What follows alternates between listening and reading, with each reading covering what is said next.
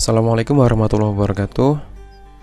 Di sini kita akan belajar bagaimana menganalisis Structural Equation Modeling atau SEM dengan menggunakan software AMOS. Nah, sebelum kita melakukan analisis, perlu kita siapkan data penelitian kita ke dalam file Excel. Nah, seperti ini. Struktur data kita disusun seperti ini ya. Jadi, setiap indikator kita susun berdasarkan kolom. Nah, di sini saya mempunyai 15 indikator ya. Dimana dari 15 indikator ini masing-masing dikelompokkan menjadi 4 variabel laten. Nah, di sini ada variabel laten VM, variabel laten untuk SA, variabel laten untuk H, dan variabel laten untuk IB. Nah, masing-masing di sini saya punya 3 variabel laten eksogen, yaitu VM, SA, dan H, dan 1 variabel laten endogen, yaitu IB. Nah, kemudian file Excel data kita save ke bentuk CSV. Kita save ke bentuk CSV ya. Ini saya sudah save. Nah, kalau teman-teman belum, cara nyimpannya seperti ini. Nah, jadi di file tipenya, save as tipenya kita pilih CSV, delimited. Oke. Ini kita save. Nah, karena saya sudah ada, di sini saya tekan replace it, yes. Yes. Nah, seperti itu ya, seperti itu ya. Jadi kita harus memastikan bahwa data-data kita ini sudah terisi dengan baik, tidak ada yang kosong atau terlewat. Di sini saya punya sebanyak 155 data. Oke, kita close. Jadi ketika kita mau import data, file Excel data kita harus kita close dulu. Nah, kita kembali ke AMOS. Ini adalah tampilan AMOS. Nanti setelah kita import data ke dalam AMOS, kita akan membuat model strukturalnya. Baik, langkah pertama di dalam SEM ini menggunakan AMOS, kita lakukan import data. Kita import data menggunakan select data file, menu yang di sini ya. Kita klik, kemudian kita pilih file name. Nah, kemudian kita cari letak data kita. Kalau misalkan di sini tidak muncul tampilan data CSV kita rubah di sini ya. Kita rubah di sini. Nah, di sini kita pilih teks CSV yang ini. Ya, supaya di sini muncul data yang kita save tadi. Kita klik open.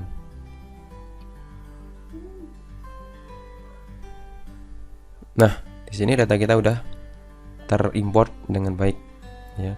Kemudian untuk memastikan ini ada 155 responden di dalam data kita.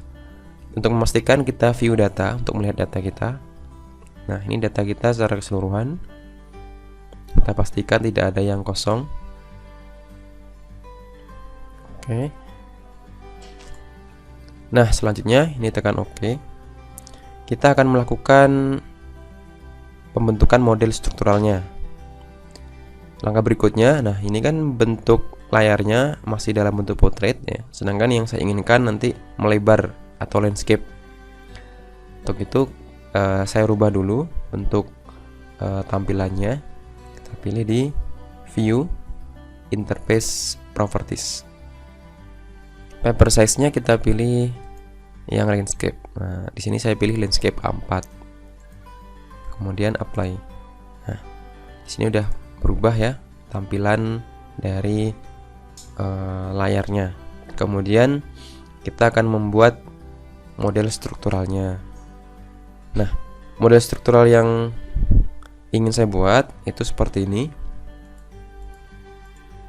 Nah, jadi ada 3 variabel eksogen VM, SA, dan H. Ingin dilihat bagaimana pengaruhnya terhadap si IB. Ini ya. Nah, untuk itu di sini saya akan membuat modelnya seperti ini. Jadi hanya ada satu pengaruh langsung ya, untuk VM ke IB, SA ke IB, dan H ke IB. Oke. Untuk membuat variabel laten, kita pilih yang elips ya, gambar elips ini kita klik. Kemudian nah di kursor udah terbentuk lingkaran gitu ya, elips. Kemudian ini kita klik, kita tekan, kita tarik. Nah, kita bentuk sesuai keinginan kita. Misalkan saya maunya lingkaran dengan ukuran seperti ini. Kita lepas. Nah, untuk membuat variabel laten yang lain, kita tinggal klik saja. Nanti gambarnya akan sama. Nah, seperti itu. Oke. Kemudian ini untuk kita mensejajarkan supaya lurus, kita geser menggunakan menu move object yang gambar kendaraan ini, gambar mobil ya. Nah, sampai kayak warna merah ini, kita klik, kita tekan. Nah, dia akan bergerak, akan bergeser ya. Jadi cukup mudah. Kemudian misalkan kita mau menggeser secara bersamaan, kita pilih blok. Nah, blok seperti ini artinya udah kita blok. Jadi gambar yang tangan select all object ini untuk mengeblok semuanya. Kita mau menggesernya, nah dia akan bergerak semua. Oke. Unblocknya kita tekan yang ini. Nah, di select all object. Nah, setelah itu kita buat indikatornya ya. Atau kita namain dulu boleh. Nah, ini kita namain dulu. Jadi pastikan ininya terpilih yang select one object at time. Kita double klik. Nah, akan pilih object properties. Kita namain SA. Kemudian di sini kita klik juga. Oh maaf, yang ini VM ya, VM. Yang ini SA. Jadi tinggal klik aja, klik objek latennya. Nanti di sini otomatis akan berubah. Klik. Nah, ini H. Kemudian yang ini kita klik IB. Oke, kita close. Nah, selanjutnya kita membuat indikator ya untuk masing-masing variabel laten ini. Untuk VM kita punya 4 variabel laten. Nah, kita gunakan menu ini ya. Menu ini kita pakai. Kemudian kita klik 4 kali. SA juga kita klik 4 kali. H ini ada 3 indikator, berarti kita klik 3 kali. IB ada 4 indikator. Oke. Selanjutnya untuk merotasi dari masing-masing indikator, kita gunakan menu rotate yang ini ya, gambar lingkaran yang berputar. Kita klik di variabel latennya. Nah, dia akan berputar. Oke. Selanjutnya, ini kita terlalu mepet, kita mau menggeser. Nah, untuk menggeser satu kesatuan ini, baik pada laten dan indikator, kita pakai yang gambar kendaraan mobil ini ditambah dengan gambar yang ini, preserve symmetric. Kita gerakkan. Nah, seperti itu ya. Ini juga sama.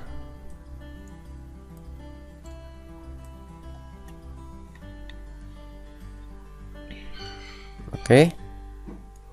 Kalau udah rapi, nah seperti ini ya, udah rapi. Kemudian kita buat analisis jalurnya menggunakan tanda panah ini. Nah, ini untuk menghubungkan antara eksogen dengan endogen. Kita tekan, nah sampai warna hijau kita lepas ya. Ini kita sampai warna merah dulu, kita tekan. Warna hijau kita lepas, seperti itu. Kemudian nah ini kan tidak rapi nih, tampilannya masih kurang rapi ya. Jadi kita rapikan otomatis menggunakan menu ini, touch up a variable. Kita klik di latennya. Nah, dia akan bergerak menyesuaikan. Tuh, yang ini masih kurang rapi, kita klik di latennya. Tuh, sekarang udah simetris ya tampilannya.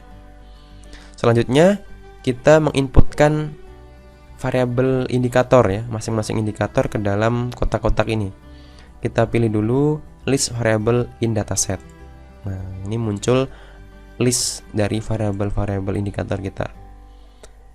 Kita masukkan dengan cara kita drag ya, kita tekan VM1 ini misalkan, kita tekan, kita drag ke indikator sini. Nah, ini dilakukan untuk semua indikator ya, sesuai dengan variabel laten masing-masing. Ini dilakukannya satu-satu ya, tidak bisa bersamaan. Jadi kalau indikator yang cukup banyak, ya di sini kita perlu kesabaran. Oke, kalau sudah terinput seperti ini kita close saja. Sudah terinput dengan baik ya. Kemudian ada satu lagi yang kurang di dalam variabel laten endogen, atau ini istilahnya variabel Y ya kalau di dalam regresi. Ini kita perlu menambahkan error. Jadi setiap variabel endogen, atau mudahnya variabel laten yang dia menerima panah ya. Walaupun hanya satu panah yang diterima, tetap dia disebut variabel endogen. Maka kita perlu menambahkan error. Error dapat ditambahkan di sini. Nah, add unique variable to existing variable. Kita klik, tambahkan. Nah, seperti ini. Untuk merotasinya, tinggal kita klik lagi. Nah, kita klik lagi nih, dia akan berputar. Oke, setelah itu masing-masing ini kan ya, masing-masing error yang ada, baik yang ada pada indikator maupun yang ada di dalam laten, itu kan belum ada namanya nih. Nah, ini perlu kita kasih nama supaya bisa berjalan dengan baik. Caranya kita pilih plugin, kemudian name observed variable, kita klik. Nah, otomatis lingkaran-lingkaran yang kosong ini akan terisi sesuai nama otomatis ya dari dalam AMOS-nya sendiri. Yang akan diisikan. Nah, selanjutnya, oh iya, ada satu lagi. Jadi setiap analisis jalur, setiap jalur ya yang mengarah pada beberapa objek, nah, misalkan nih VM mengarah ke indikator-indikatornya. Nah, jalurnya pasti ada satu jalur yang dibobotin satu. Tujuannya untuk menstabilkan analisis ya. Jadi untuk VM ke indikatornya dibobotin satu, SA ke indikatornya dibobotin satu. Ini otomatis dari dalam AMOS. IB ke indikatornya juga dibobotin satu.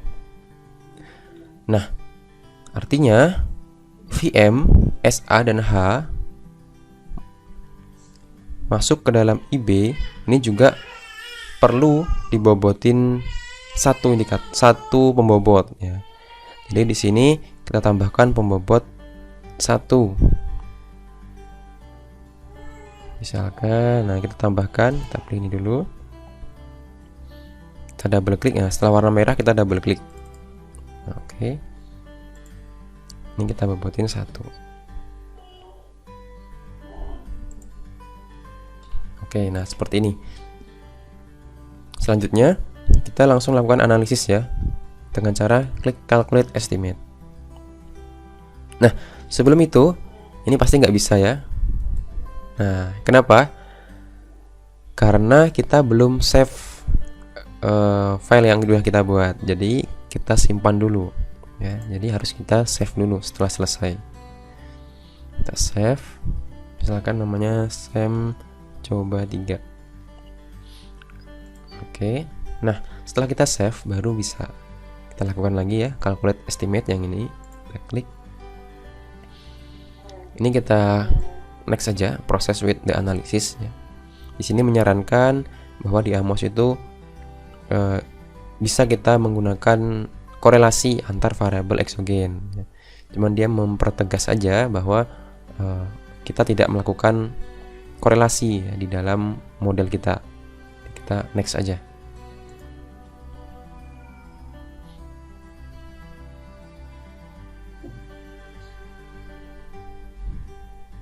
Oke, nah, oh iya, satu lagi teman-teman. Jadi kita tadi belum setting ya, belum setting optionnya. Jadi, nah ini pasti tidak muncul nih, standardized estimate-nya tidak muncul. yang muncul adalah unstandardized. Nah, padahal kita membutuhkan standardized estimate supaya kita bisa membandingkan antar indikator ya. Artinya kan sudah terstandarisasi nih, jadi kita bisa membandingkan bagaimana indikator menjelaskan variabel laten. Nah, kalau unstandardized seperti ini kita tidak bisa membandingkan karena dianggap belum setara ya untuk angka-angka ini. Nah, supaya setara kita butuh standardized estimate. Nah, tadi kita lupa di dalam analyze properties. Kita klik dulu output. Nah, di sini di output ini kita checklist standardized estimate. Kemudian di sini modification indices, kemudian indirect, direct and total effect. Ini digunakan ketika kita ada variabel intervening atau variabel antara gitu ya, untuk melihat pengaruh langsung dan pengaruh tidak langsung. Tapi kalau nggak ada sebenarnya nggak usah, tapi nggak apa-apa, kita checklist aja. Kemudian kita juga perlu test for normality and outlier untuk uji kebaikan modelnya. Uji asumsi ya, kita butuh ini normalitas dan outlier. Oke, kita close aja lagi. Nah, kita lakukan analisis lagi, calculate estimate. Kita next aja.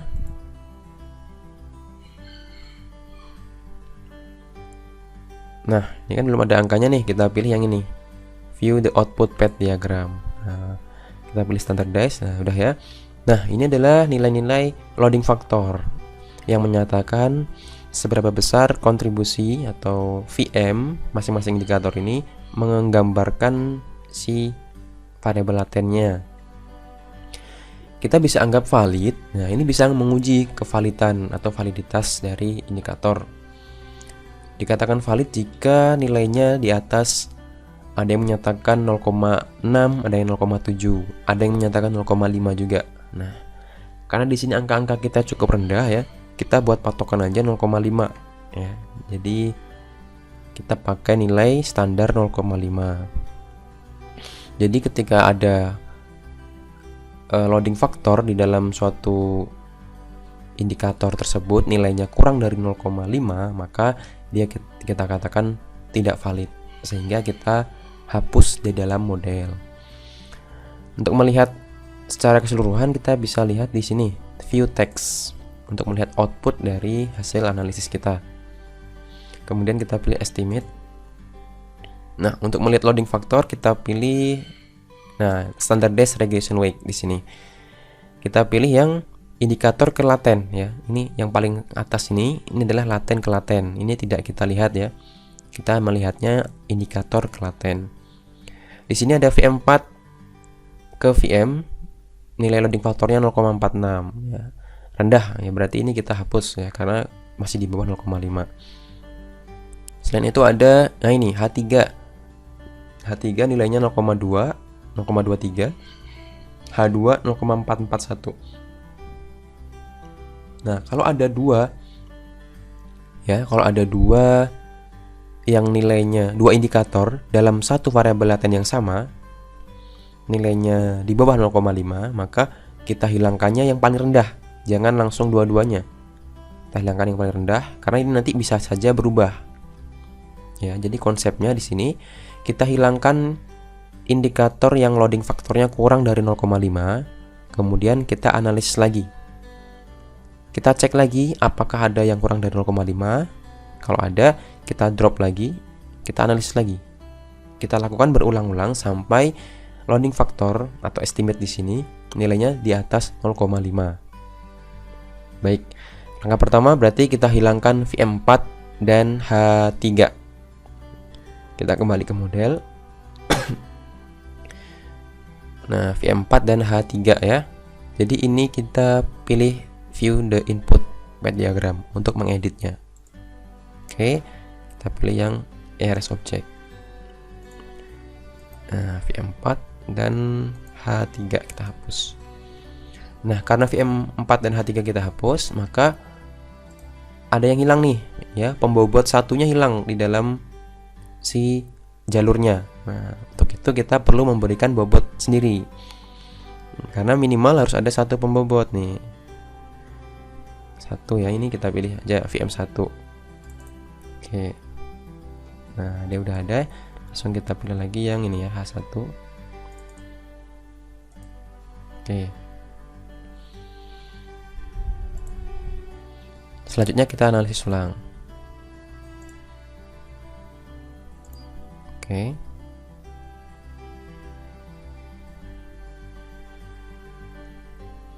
Nah, kita lihat lagi outputnya.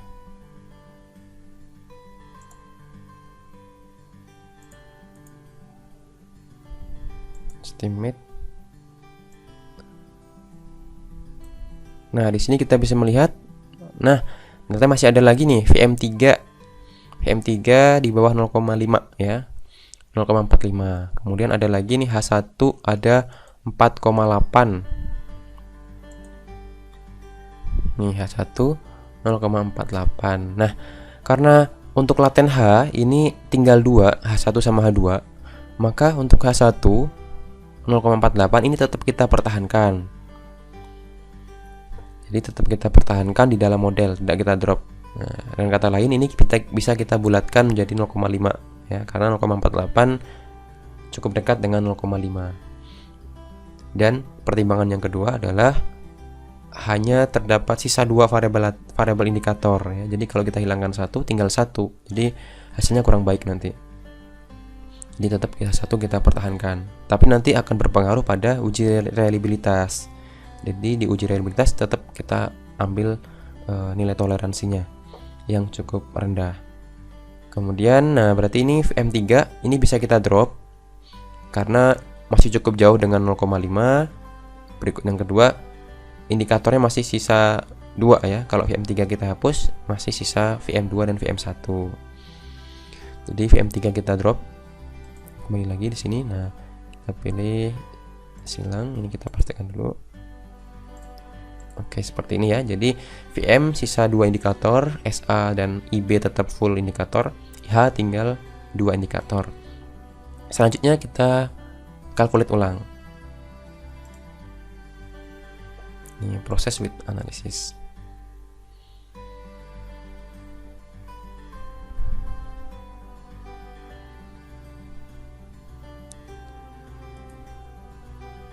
Oke. Kita cek outputnya, estimate. Oke, untuk VM indikatornya udah di atas 0,5. Kemudian SH juga udah di atas 0,5. H, nah ini tadi yang kita pertahankan ya, tidak masalah. Kita toleransi, kita bulatkan dia menjadi 0,5 nanti. Kemudian nah ini juga IB sudah di atas 0,5. Artinya di sini model indikator-indikator yang kita gunakan di dalam model sudah valid. Ya, selanjutnya kita lakukan uji reliabilitas. Untuk uji reliabilitas kita gunakan construct reliability. Nah, di dalam AMOS tidak muncul. Sehingga solusinya kita gunakan secara manual ya, kita hitung secara manual. Di sini saya hitung menggunakan Excel construct reliability.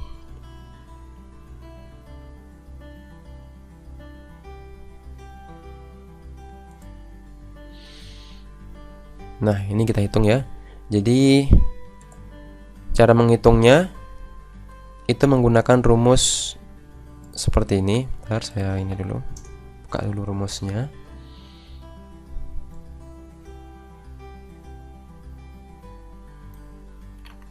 Nah, kita pakai rumus ini ya, construct reliability.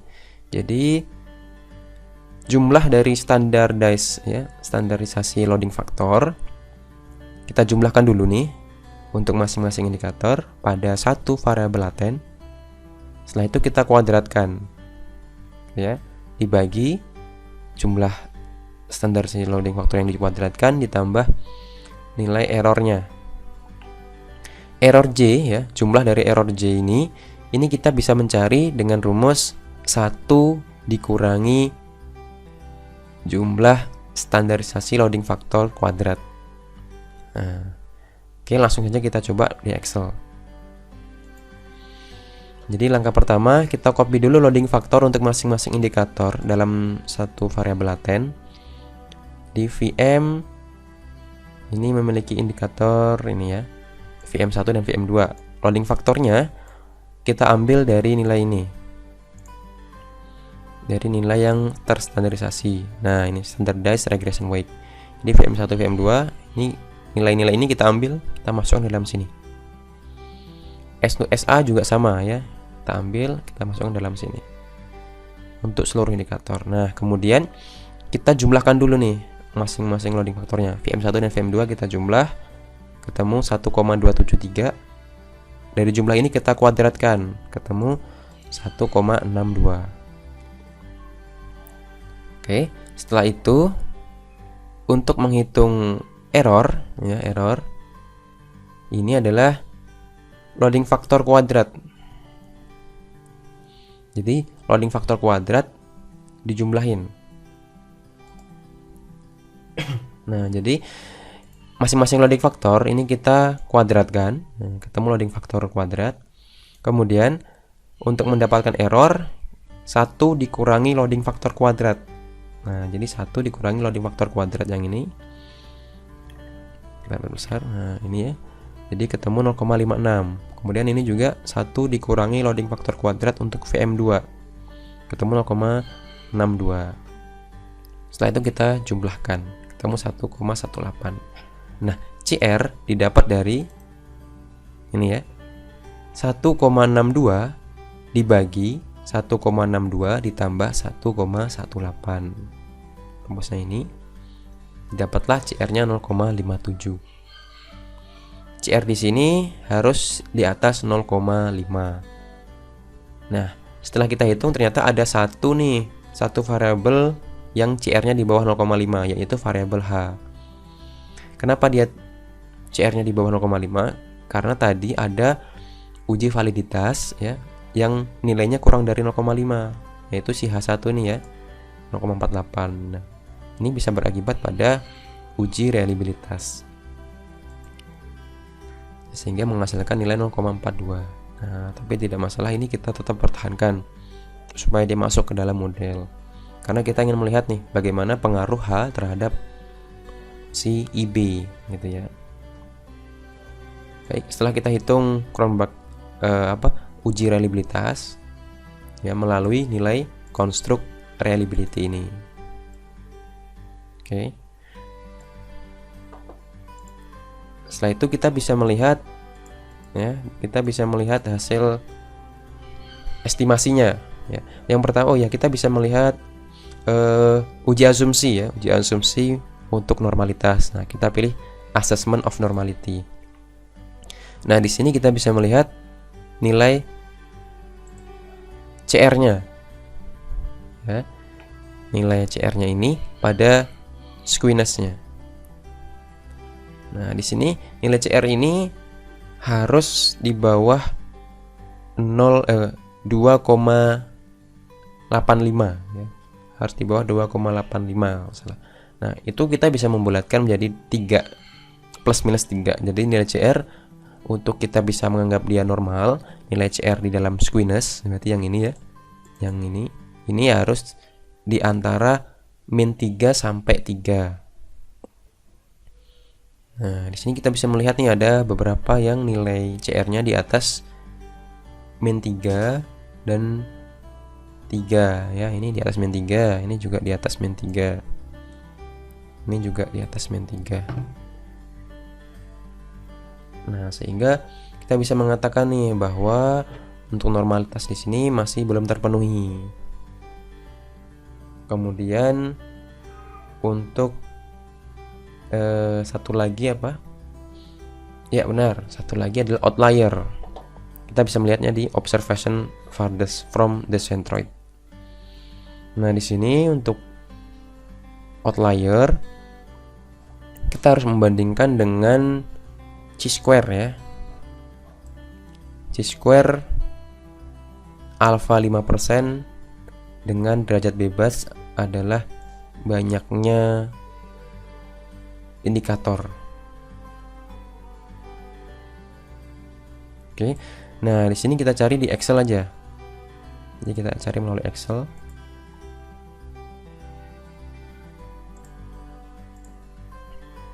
Nah, caranya kita pakai rumus ini ya. Chi-square sama dengan gitu ya.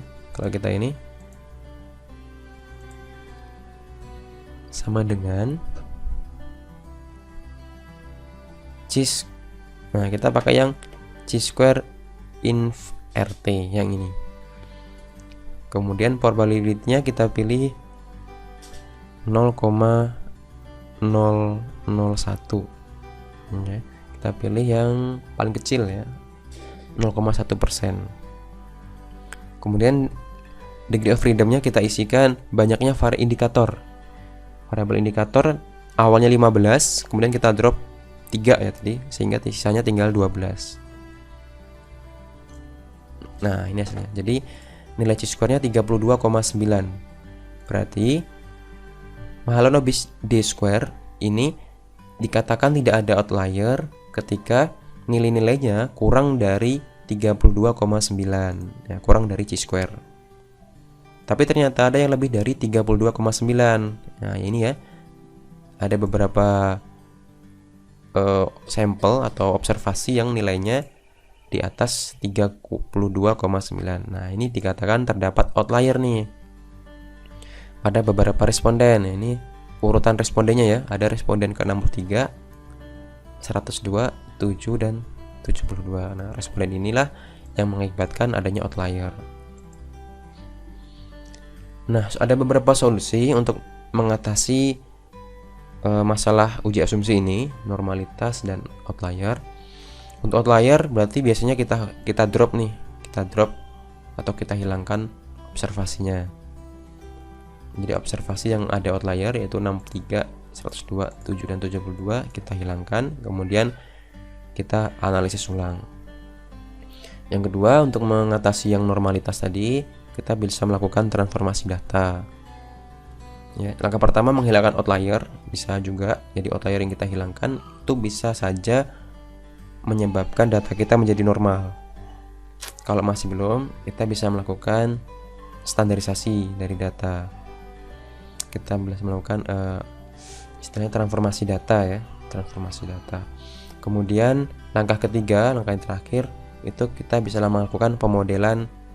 Kita ubah modelnya. Jadi yang awalnya SEM kita pakai pendekatan SEM PLS menggunakan softwarenya Smart PLS. Nah, di dalam model SEM PLS ini dia tidak harus mengasumsikan dia normal karena pendekatannya non parametrik ya. Jadi tidak perlu uji normalitas. Nah, selanjutnya kita sudah tadi mengecek uji asumsi, sekarang kita cek uji kebaikan modelnya. Kita di sini ya, model fit. Nah, ini adalah uji kebaikan model. Nanti kita bisa bandingkan melalui tabel goodness of fit. Kemudian kita bisa melihat hasil estimasinya. Nah, ini hasil estimasinya kita bisa melihat di Nah,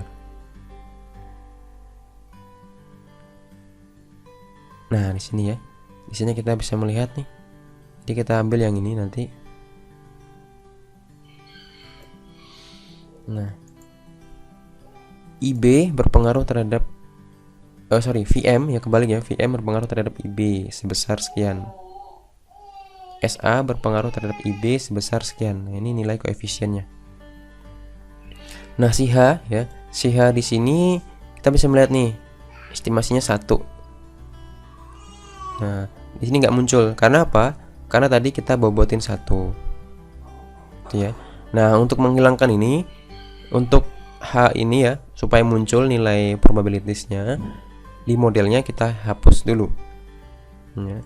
Jadi di sini tadi kita bobotin 1 untuk menyeimbangkan di dalam pengambilan keputusan validitas dan reliabilitas. Untuk kita masuk ke estimate, ini kita bisa hapus dulu bobotnya. Oke. Ya, nanti untuk mengedit kita harus pilih ini dulu ya. Kita pilih ini dulu. Tadi saya udah otomatis pilih ini. Jadi langsung kita klik, dia bisa. Nah, selanjutnya ini kita analisis ulang, calculate estimate.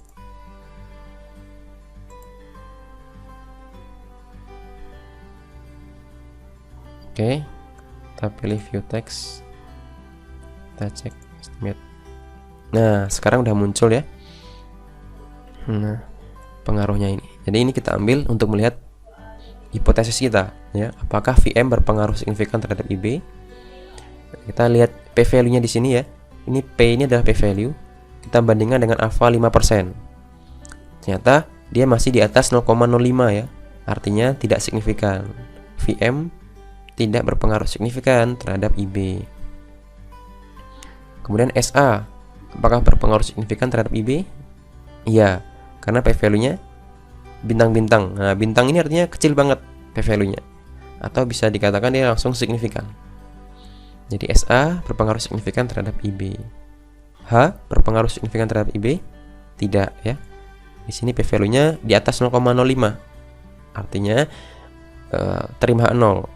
Ya, kita bisa simpulkan bahwa H tidak berpengaruh signifikan terhadap IB. Tapi untuk melihat seberapa besar pengaruhnya, kita bisa menggunakan nilai estimate di sini. Nah, VM berpengaruh terhadap IB sebesar 0,269. Di mana pengaruhnya positif ya. Ini tidak ada tanda negatif, berarti dia positif semua. Artinya setiap kenaikan VM itu akan meningkatkan IB. SA juga sama ya, positif. Jadi setiap kenaikan SA itu akan meningkatkan IB ya sebesar 0,607. H juga positif. Jadi setiap kenaikan H akan meningkatkan IB sebesar 0,015. Nah, kurang lebih seperti itu untuk penjelasan interpretasi dari hasil estimate-nya ya, hasil estimasinya ini. Baik, sampai di sini penjelasan saya terkait analisis SEM menggunakan Amos dengan model seperti ini ya. Nah, semoga apa yang saya jelaskan ini bermanfaat. Terima kasih.